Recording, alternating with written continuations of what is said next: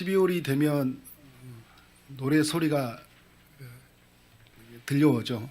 특별하게 들려오는 노래 소리들이 있습니다.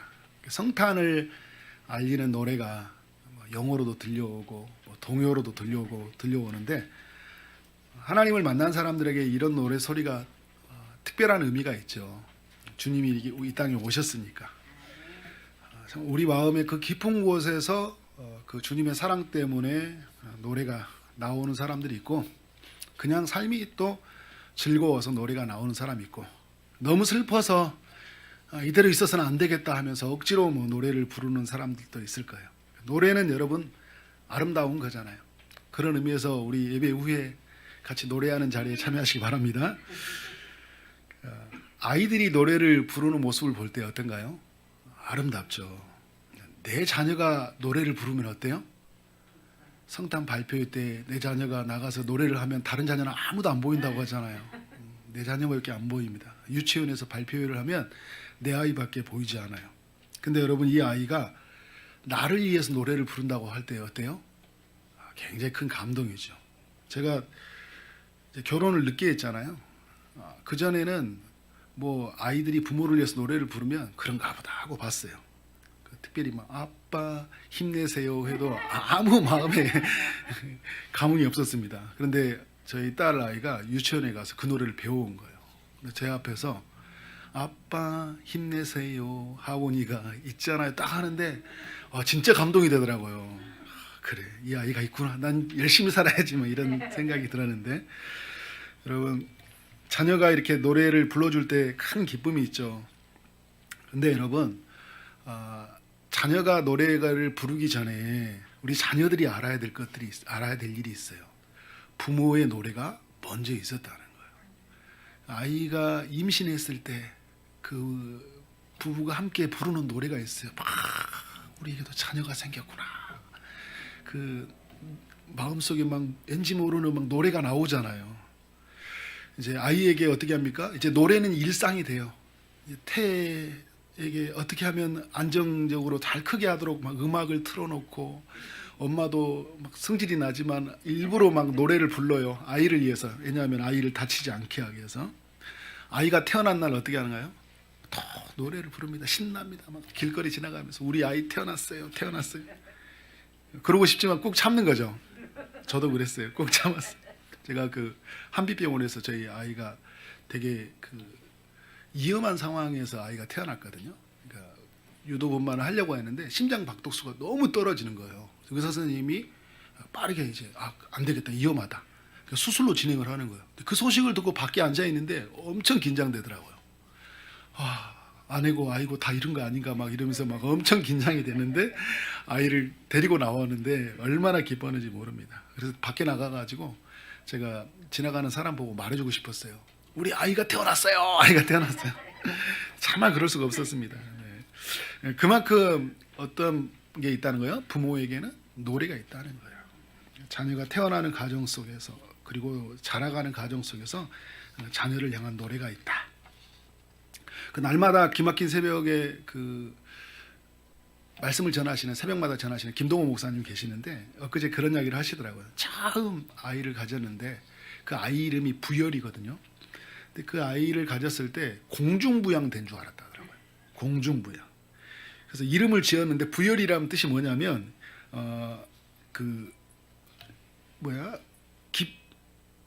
이렇게 기자가 무슨 기쁠 열자고, 또 아무튼 있어요. 아비 기자인가? 아비부자, 기쁠 열. 그래서 아무튼 아버지의 기쁨 이렇게 했어요. 네, 지금 갑자기 또 생각이 안 나요. 제 기쁨이 더 커가지고 김동호 목사님 기쁜 거 생각하다가 제 거 생각해봤어요. 그러니까 아이가 태어나는데 한 1년 정도는 걸어다니지 못했다 하더라고요. 버스 정거장하고 집까지의 거리가 3분에서 5분 정도가 되는데 그 거리를 뛰어갔대요. 왜냐하면 아이를 보고 싶어가지고. 아이가 준 기쁨이 너무 컸다는 거예요. 노래가 나오고 달려가도 피곤치 않은 거죠. 근데 여러분, 우리가 이제 오늘 이 우리가 말씀을 대하기 전에 왜 제가 이야기를 하냐면, 이 부모와의 이 자녀의 노래의 이야기는 하나님과 우리 사이에서 있는 노래라는 거예요.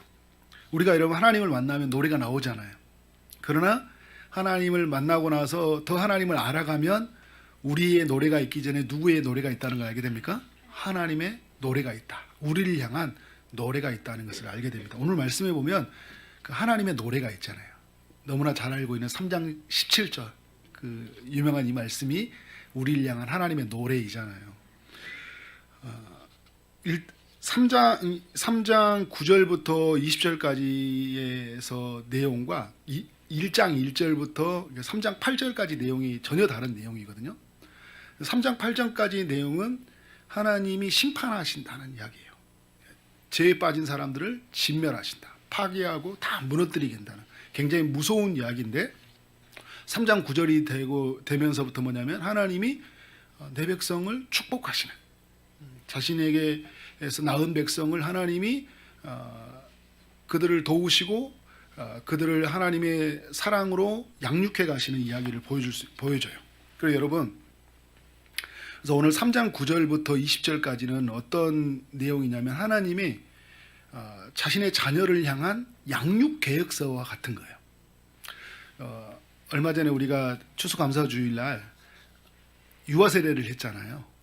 그때 우리 나의 자매도 그렇고 또 우리 박영광 집사님 되셔요. 이제 홍윤정 집사님 되시는 이분이 이 둘 가정 안에 시온이가 있잖아요. 그래서 그 우준이를 향한 양육 계획서, 시온이를 향한 양육 계획서를 적었는데 부모가 나는 이런 자녀 또 이렇게 양육하겠습니다 이렇게 적었는데 너무 의미가 있더라고요. 근데 여러분 오늘 3장 이 9절부터 20절까지는 하나님으로 말미암아 태어난 백성들을 향한 그 양육 계획서라고 보시면 되겠어요. 3장 이제 9절에 보니까 하나님께서 자신의 백성들을 어떻게 하시냐고 하니까 입술을 깨끗하게 하여 여호와의 이름을 부르게 하겠다. 한 가지로 하나님을 섬기게 하겠다. 또 3장 11절에 보니까 자신의 백성들의 그 마음 안에 있는 교만을 제거하여 주시고 다시는 교만하지 않는 삶으로 살게 하겠다. 3장 12절에 보니까 공고하고 가난한 백성을 보호하시겠다. 13절에 보면 그 하나님의 자녀에게 어떤 일이 일어나는지를 우리에게 네 가지로 알려주는데요. 첫 번째는 악을 행하지 아니하게 하고, 두 번째는 거짓을 말하게 하지 아니하고, 세 번째는 입에 거짓된 혀가 없게 하고, 네 번째는 우리가 먹고 누울지라도 두려워할 자가 없게 할 것이다. 하나님의 계획이에요. 하나님 안에서 태어난 자녀에게 이러한 일을 행하시겠다는 거예요. 먹고 누인다는 이 단어는 목축 용어인데요. 목자가 양을 보호하듯이 목자가 되신 하나님이 양과 같은 자신의 백성들을 보호하시겠다는 거예요. 3장 15절은 또 우리에게 세 가지 일을 하나님이 행하시겠다고 합니다. 하나님이 하시는 일이에요. 3장 13절은 우리에게 일어난 일인데 그것도 하나님이 하신 일이죠. 우리에게 일어난 일이죠. 3장 15절에 보면 하나님이 어떤 일을 행하냐 하니까 세 가지예요. 하나는 형벌을 제거하겠다. 두 번째는 우리의 원수를 쫓아내고, 세 번째는 우리가 할을 당하지 않게 하겠다. 하나님이 우리를 향한 계획이에요. 3장 19절에 보니까 하나님이 우리를 벌하는 자를 다 벌하고 우리를 구원하며 우리로 하여금 칭찬과 명성을 얻게 하시는데, 3장 20절 천하 만민 가운데서 명성과 칭찬을 얻게 하실 것이다. 이런 계획을 하나님이 가지고 계신 거예요. 어떤 사람에게요? 자기 백성에게. 누가 그러면 하나님의 백성이 되는 건가요? 요한복음 1장 12절은 이렇게 이야기하고 있죠. 영접하는 자, 곧 그 이름을 믿는 자들에게는 하나님의 자녀가 되는 권세를 주셨다. 하나님의 자녀들에게 3장 9절부터 20절까지 일어난다는 거예요. 네, 여러분, 그럼 하나님의 자녀가 누구로 말미암아 이루어진다는 겁니까? 예수 그리스도로 말미암아 이루어진다는 거예요. 그래서 스바냐 3장 9절부터 20절까지는 남유다 백성들에게 주는 약속이었거든요. 포로에 끌려간 이 남유다의 백성들이 다시 돌아와서 회복될 세상을 보여주고 있는데, 오늘 이 내용을 보면 사실 남유다 백성들이 돌아왔을 때 이러한 일들을 경험하지 못했죠. 결국 어떤 약속일까요? 예수 그리스도가 오셔서 우리에게 이루실 약속을 말해주고 있는 거예요. 근데 우리는 너무나 영광스러운 게 뭡니까? 예수 그리스도가 오셨고 우리가 예수 그리스도를 믿었다는 거예요. 오늘 여러분 우리가 다 예수를 믿었다라고 말하기는 되게 어렵죠. 왜냐하면 우리 중에는 예수를 믿지 않는 분들이 있기 때문에.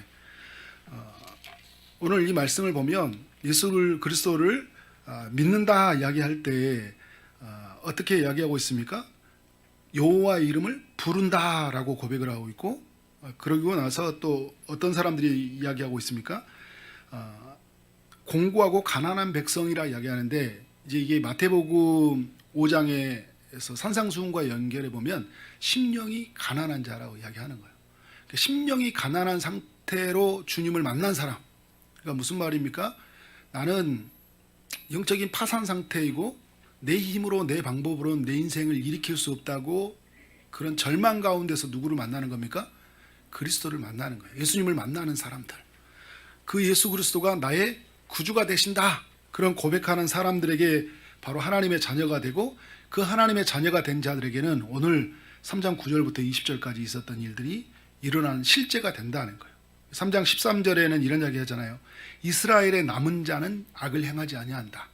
그러니까 남은 자라는 것은 무슨 말이에요? 하나님이 제시한 것을 믿고 그것을 붙잡는 자들이 남은 자들이에요. 그러니까 남유다의 안에 다 산다고 해서 이런 오늘 3장 9절부터 20절까지 약속을 다 받는 게 아니거든요. 이 남유다 안에서도 남은 자들이 이 약속을 받는 자들이 된다는 거예요.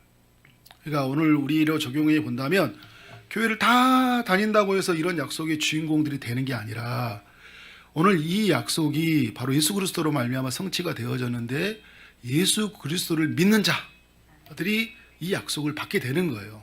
근데 예수 그리스도를 믿지 않는다는 거예요, 많은 사람들이. 그래서 여러분, 무슨 말이에요? 남은 자라는 표현은 많은 사람들이 있지만 하나님을 찾고 하나님을 붙잡고 있지 않는다. 하나님이 제시한 이 구원의 길을, 그것을 믿고 가지 않는다는 거예요. 그러니까 무슨 말이에요? 하나님의 그런 축복을 누리지 못하게 되는 거죠. 저는 여러분이 바라기는 우리 초지동산교회 안에 있으면서 예수 그리스도를 여러분이 인격적으로 만나기를 원합니다. 하나님이 제시한 구원의 길, 천하 이름, 구원 얻을 만한 이름을 주신 이가 없어요. 예수 그리스도밖에 없습니다. 예수 그리스도로 말미암아 주어지는 이 구원이 여러분의 것이 되어지길 원합니다. 그래서 하나님의 이 양육 계획서는 바로 예수 그리스도를 통해서 하나님을 만난 자, 그래서 하나님의 자녀가 된 자가 누린다는 것이에요. 여러분, 예수님을 통해서 하나님의 자녀가 된 사람이 어떤 일이 이루어지는 거예요? 우리는 전에 여호와의 이름을 부를 수 없는 자가 되었죠. 3장 9절의 말씀에 비춰본다면 우리는 우상을 찬양하는 그런 부정한 입술이었어요. 돈 하며 살았던, 그것을 노래하는 자들이었습니다. 이런 우리가 여호와의 이름을 부르게 되었다. 무슨 일이 일어나는 거예요? 하나님이 우리의 입술을 치료하셨기 때문에 여호와의 이름을 부르게 된 거예요. 성경에서 입술을 치료했다는 의미는 마음을 치료했다는 의미를 담고 있어요. 그러니까 마음이 치료가 돼야지 여러분, 우리의 말에서 뭐가 나오는 겁니까? 여호와의 이름이 나오는 거예요. 마태복음 12장 34절과 35절에 보니까 우리의 마음에 그 쌓여 있는 것, 그 악이 쌓여 있는 것에서 악을 낳고 그 선이 쌓여 있는 것에서 선을 낸다, 이런 표현을 써요. 그러니까 우리에게 쌓여져 있는 것이 낸다는 거잖아요. 그러니까 악을 가지고 있는 사람은 악을 낸다는 거예요. 우리의 마음을 하나님이 치료하셨기 때문에 뭐가 나오는 거예요? 선이 나오는 거예요. 선이 뭡니까? 여호와를 구하는 거죠. 여호와를 붙잡는 거잖아요. 여호와의 이름을 부르는 거예요. 고린도전서 12장 3절에서 성령이 아니고서는 너희가 예수를 주라 하실 수 없다 이야기하잖아요. 무슨 말이에요? 우리가 주님을 믿게 되면 우리의 마음의 정화가 이루어져서 성령이 거하시게 되는데, 성령이 거하시면서 우리로 하여금 어떤 고백을 흐르게 만드냐면 하나님이 우리의 주가 되신다, 예수 그리스도가 우리의 메시아가 되신다라는 고백이 터져 나오는 거예요. 전에는 전혀 그런 고백이 안 나왔다니까요. 근데 마음 깊은 곳에서 그런 고백이 나온다는 거예요. 말이 바뀌어져요. 여호와의 이름을 부르기 시작했고, 여호와의 이름으로 무엇인가 구하기 시작하고 주님의 이름을 찬양하는 입술로 바뀌어져 가는 거예요. 어떤 사람에게요? 하나님의 백성들에게 즐거이 찬양하는 삶으로 하나님이 바꿔 가신다는 거예요. 여러분, 말만 바꿔가는 거예요. 9절 하반절에 보니까 한 가지로 여호와를 섬기게 한다고 합니다. 이 한 가지로라는 이 단어가 히브리어로 한 어깨로라는 의미를 가지고 있는데요. 여러분, 두 사람이 짐을 나를 때 보면 긴 막대기로 이렇게 큰 짐을 두면 어떻게 돼요? 어디에 매죠? 어깨에 매잖아요. 그래서 앞에 가는 사람이 어깨에 매고 뒤에 사람이 어깨를 메고 가요. 이 한 어깨로 여호와를 섬기게 된다는 건 뭐냐면 하나님을 믿는 백성들과 함께 어떻게 해요? 한 어깨가 되어서 하나님을 섬기는 삶이 살게 된다는 거예요. 그러니까 예수 믿고 나면 뭐 이렇게 차등이 있어가지고 뭐 인턴 과정이 있어가지고 여호와를 섬기는 게 아니라 우리는 예수를 믿으면서 하나님의 자녀가 되잖아요. 자녀가 된 순간 우리는 하나님을 섬기는 자리에 들어가게 되는 거예요. 더 귀하고 높은 자리가 없어요. 여러분 목사와 장로와 또 교회에 세워진 직분자가 더 높은 자리에서 더 귀한 자리로 하나님을 섬기는 게 아니라 예수를 믿는 그 순간에 우리는 하나님을 섬기는 자리에 가게 돼요. 그래서 저와 또 우리 장로님, 권사님 이런 분들과 집사님들과 어떻게 된 거예요? 한 어깨를 메고 하나님을 섬기는 삶을 살게 되는 거죠. 우리 전순남 어르신 교회 오셔서 같이 요즘에 오면 막 식당도 막 봉사하시잖아요. 너무 귀한 일 하고 계시잖아요. 한 어깨를 메고 주님을 섬기는 일이 있다는 거예요. 같이 전도도 하고 신방도 하고 찬양도 하고 또 주님의 이름을 드러내는 일들에 우리가 참여하게 된다는 거. 여러분 이게 얼마나 영광스러운 일입니까? 하나님의 일에 참여하는 거. 하나님의 천사들 또 하나님의 특별하게 부름받은 사람들만 허락되는 것이 아니라 바로 하나님의 아들 예수 그리스도를 믿는 자들, 우리의 마음이 치유되고 우리의 영혼이 치유된 그 사람들에게 하나님이 자신을 섬기게 하는 그 직분을 허락하신다는 거예요. 그래서 오늘 성경에 보면 우리를 제사장이라고 하잖아요. 모든 사람을 다 제사장, 만인 제사장이라고 이야기합니다. 이런 특별한 은혜를 여러분 누리고 있습니까? 이런 은혜를 누려가는 여러분 되어지길 원합니다. 예수 믿기 전에 우리는 너무나 교만한 자였고 악을 행하고 거짓을 말하고 거짓된 혀로 살았던 사람들이에요. 어디에서 먹고 어디에서 누울지 알지 못했던 그 목자를 잃은 양과 같은 사람들이었습니다. 그런데 주님이 우리 안에 오셔서 우리로 하여금 성령님이 거하게 하시고 성령을 통하여 우리로 하여금 어떻게 합니까? 교만하지 않게 하시잖아요.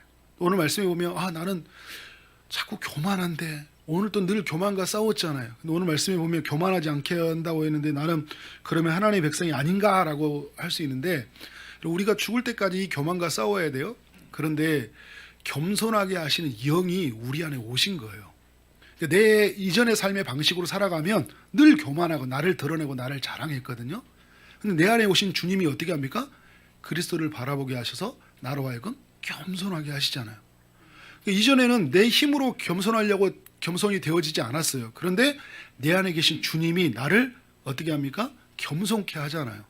겸손하게 하는 삶의 역사가 일어나는 거예요. 이러한 일들이 일어났고 우리가 이제 장차 주님을 만나게 되면 죄로부터 완전히 벗어나게 됐을 때는 완전히 하나님께 겸손히 엎드려져서 주님만을 경배하는 삶으로 살아가겠죠. 그러니까 이런 은혜가 우리에게 시작되어졌고 주님이 이 땅에 오시는 날 그것은 완성되어질 겁니다. 이것을 믿으신가요? 그래서 주님은 우리로 하여금 악을 행하지 않게 하셔요. 끊임없이 성령이 우리로 하여금 근심하게 하셔서 끝없이 하나님의 선을 따라서 말씀을 따라 살게 하시고 거짓된 혀가 아니라 진실의 혈회가 되어서 성령에 붙잡힌 혀가 되어서 하나님을 노래하고 진리를 말하게 하는 그런 삶을 살게 하신다는 거예요. 주님 우리의 목자가 되셔서 우리를 푸른 초장으로 실만한 물가로 인도해 주신다는 거예요. 그래서 무슨 말이에요? 주님이 우리에게 영원한 양식을 말씀을 통해 주시고 그리고 자신의 몸을 떼어서 영원한 양식을 주시잖아요. 근데 그 양식을 오늘 또 말씀을 통해 또 오늘 예배 가운데서 우리에게 양식을 먹이셔요. 그리고 주님 안에서 그의 십자가 품 안에서 우리로 하여금 쉬게 하시잖아요. 이게 여러분 우리가 죽어서 일어나는 일이 아니라 예수 믿는 사람들에게 지금 일어나는 이야기라는 거예요. 하나님의 양육 계획서가 여러분 우리가 죽었을 때 이것을 경험하는 것이 아니라 예수 믿는 순간에 이 양육 계획서 속에서 우리는 뭘 경험합니까? 하나님이 나를 향한 계획이 이렇게 놀랍게 이미 오래전부터 있었고 이렇게 오늘 또 이루어가고 계시는구나라는 것을 만나게 되는 거예요. 얼마나 영광스러운지 모릅니다. 제가 여러분 딸 이야기 계속해서 죄송합니다. 유종거 집사님 또 이야기하시는 목사님 뭐 10,000원 내세요 그런 이야기 하실지 모르는데 제가 이렇게 저희 그 아내가 이렇게 보면 딸을 위해서 막 그 임신했을 때부터 이렇게 책을 막 만들었어요.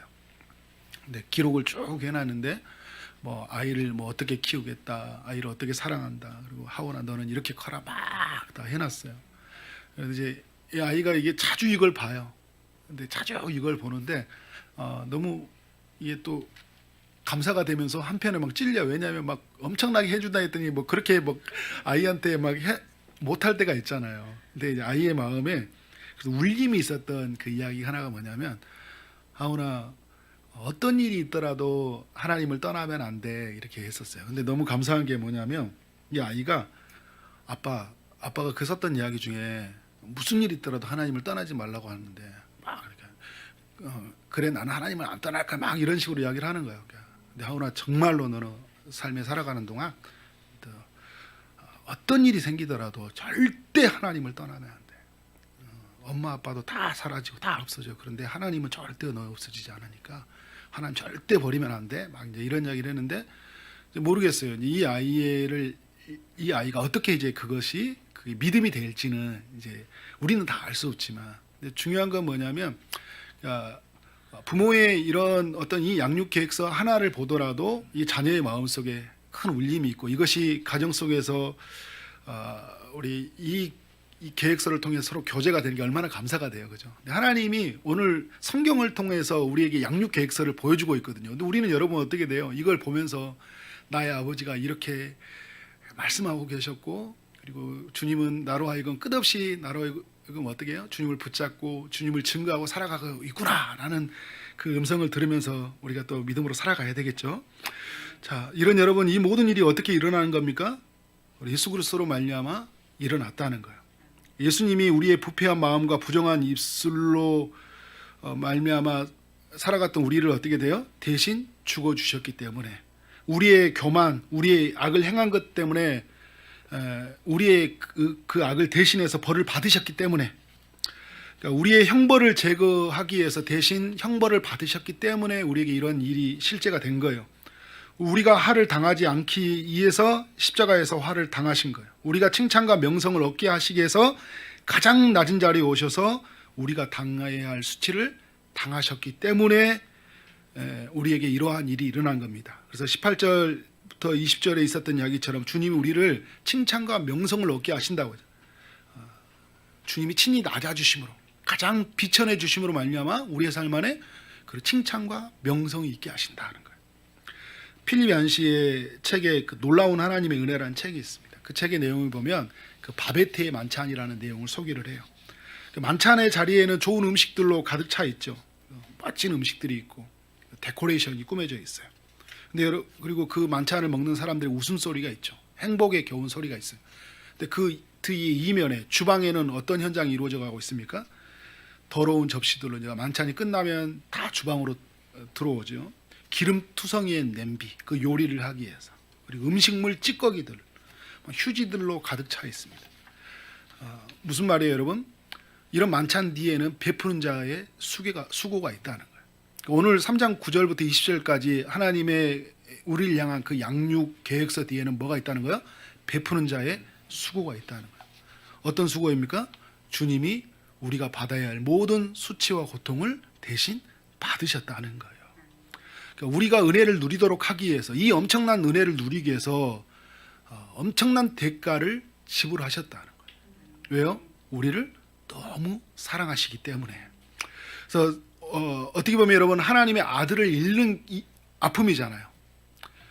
하나밖에 없는 독생자를 잃는 아픔이지만, 그 하나님과 그 아들이 끊어져야 될 고통이지만 하나님께서는 얻어지는 기쁨이 더욱 컸어요. 그 말씀이 어떤 말씀입니까? 우리가 너무나 잘 알고 있는 말씀, 3장 17절 말씀이에요.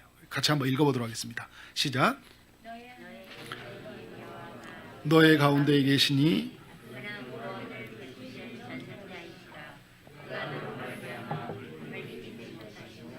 너를 잠잠히 사랑하시며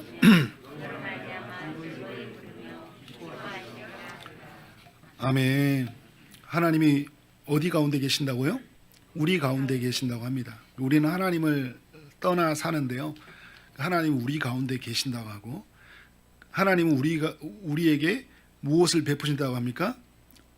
구원을 베푸신다고 이야기하고 있어요. 구원을 베푸시는 전능자시라고 말씀하고 있습니다. 하나님이 우리를 향해서 기뻐하신다고 해요. 얼마만큼 기뻐할까요? 하늘만큼 땅만큼 우리가 말하는 만큼 기뻐하실까요? 그보다 더 큰 기쁨으로 우리에게 다가오신다. 우리를 보고 기뻐하신다는 거예요. 사람들은 우리의 모습을 보고 부족하다고 여기거든요. 근데 하나님은 우리의 모습으로 기뻐하셔요. 있는 모습을 좋아하시고 기쁨을 이기지 못하는 분이 하나님이셔요. 하나님의 사랑은 이렇게 놀라운 것입니다. 하나님의 사랑이 이처럼 너무나 크고 아름다운 거예요. 여러분, 이보다 큰 사랑이 어디 있겠어요? 이런 사랑을 가지고 있는 하나님이 우리를 향해서 어떻게 한다고요? 오늘 말씀에 보면 잠잠히 사랑한다 이야기를 하고 있어요. 조용히 쳐다만 보고 있어도 사랑이 넘친다는 거예요. 여러분, 자녀가 태어났을 때 보면 아시죠? 그냥 얼굴이 조용히 쳐다보고 있는 중에서도 어떻게 돼요? 우리의 마음에 그 깊은 그 사랑하는 마음이 나오잖아요. 그냥 입술로 막 떠들면서 막 온 사람들과 함께 축제를 누리기도 하지만 보고만 있어도 사랑이 넘치는 거예요. 주님이 우리를 잠잠히 우리를 사랑하시고 또 기뻐하며 즐거워하신다는 거예요. 오늘 기쁨을 이기지 못하고 우리로 말미암아 즐거이 노래를 부른다라고 말씀을 하고 있습니다. 그래서 수많은 학자들이 이 3장 17절 내용을 향해서 하나님이 우리를 보고 노래를 부른다라고 말을 하고 있습니다.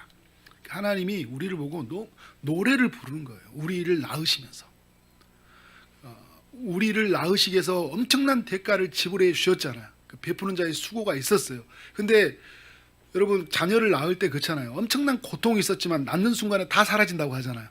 우리의 사랑하는 자녀를 본 순간 어떻게 된 거예요? 기쁨이 터져 나오고 즐거움이 터져 나오는 거예요. 노래가 나오는 거예요. 우리는 이런 존재입니다. 하나님의 기쁨이고 하나님의 즐거움이고 하나님의 노래가 되는 존재입니다. 이런 은혜를 입은 사람, 이런 사랑을 입은 우리가 어떻게 살아야 될까요? 가장 크신 이의 사랑을 받는 자로서, 전능자라고 이야기하잖아요.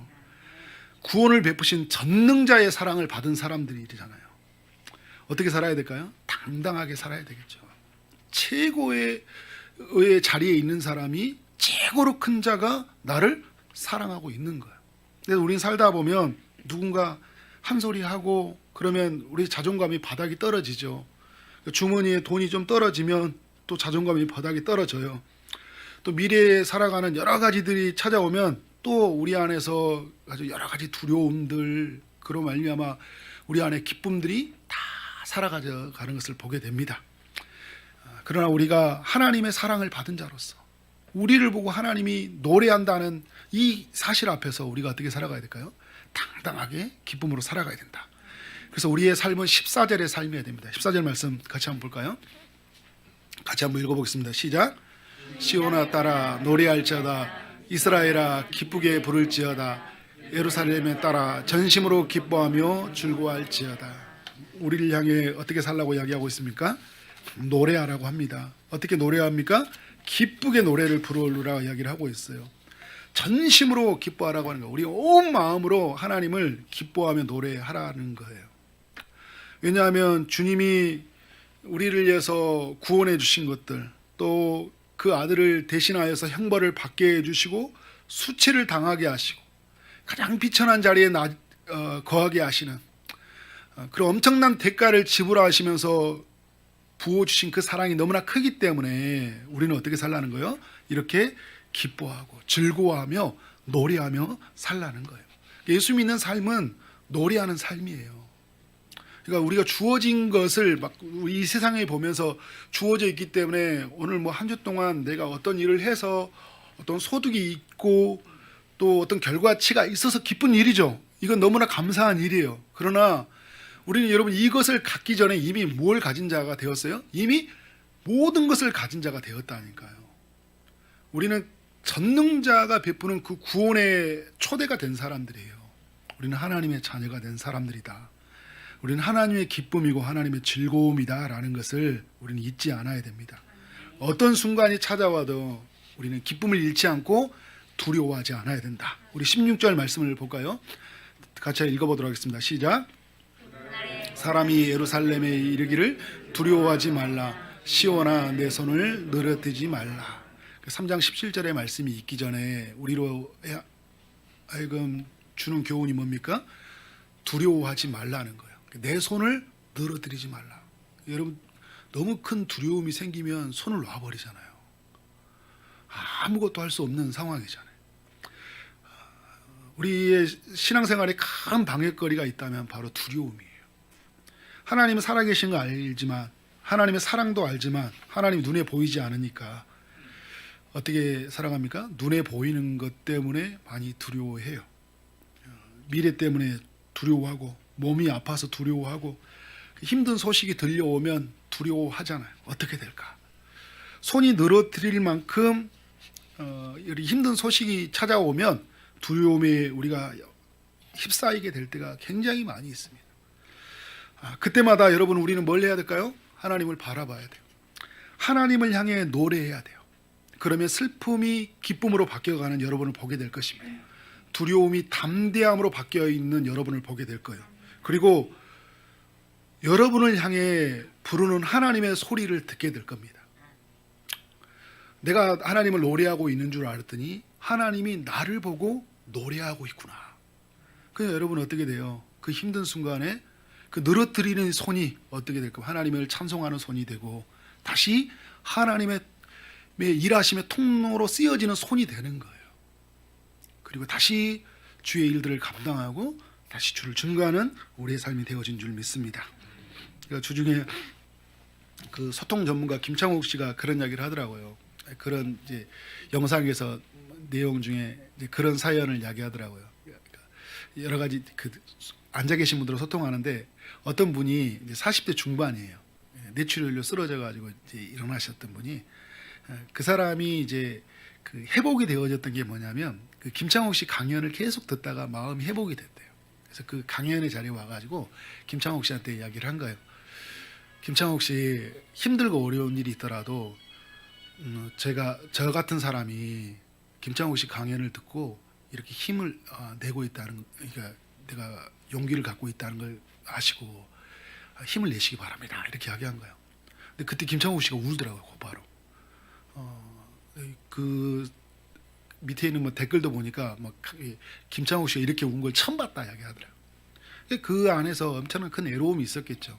그렇게 살아가면서. 근데 사람들을 웃기기도 하고 공감도 하게 했지만 과연 이 사람들이 어떻게 할까요? 변화되는지도 잘 알지는 못하지만 자신을 응원해주는 그 청중의 한마디의 소리를 듣고 마음을 다잡은 거예요.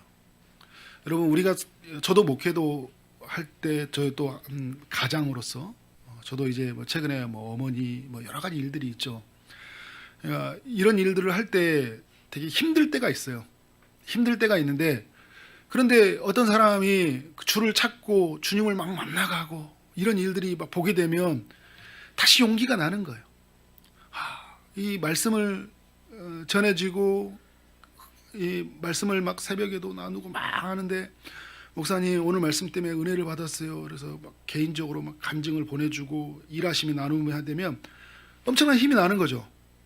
저희 이제 가정 속에서도 막 여러 가지 있을 때 저희 막 그 동생들이 막 이전에 이렇게 잘 안 하던 동생들이었는데 많이 변화됐어요. 그러니까 막 이제 나이가 먹으니까 많이 변화돼서 막 어머니 일에 막 더 적극적으로 신경을 쓰는 걸 보면서 같이 함께하는 사람들이 많구나 하면서 또 힘이 나는 거예요. 근데 여러분 우리가 살아가다 보면 아무도 우리를 지지해 주지 않고 아무도 우리와 함께하지 않은 사람들이 있을 수 있어요. 그때 여러분 우리가 낙심하지 않는 거예요. 왜냐하면 우리를 위해서 응원하는 이가 있고 우리를 보고 기뻐하는 이가 있다는 거예요. 누구예요? 구원을 베푸시는 전능자 하나님이 우리 가운데 계시다. 우리 가운데 계신다는 거예요. 우리를 보고 즐거워한다는 거예요. 다 기뻐하지 않아요.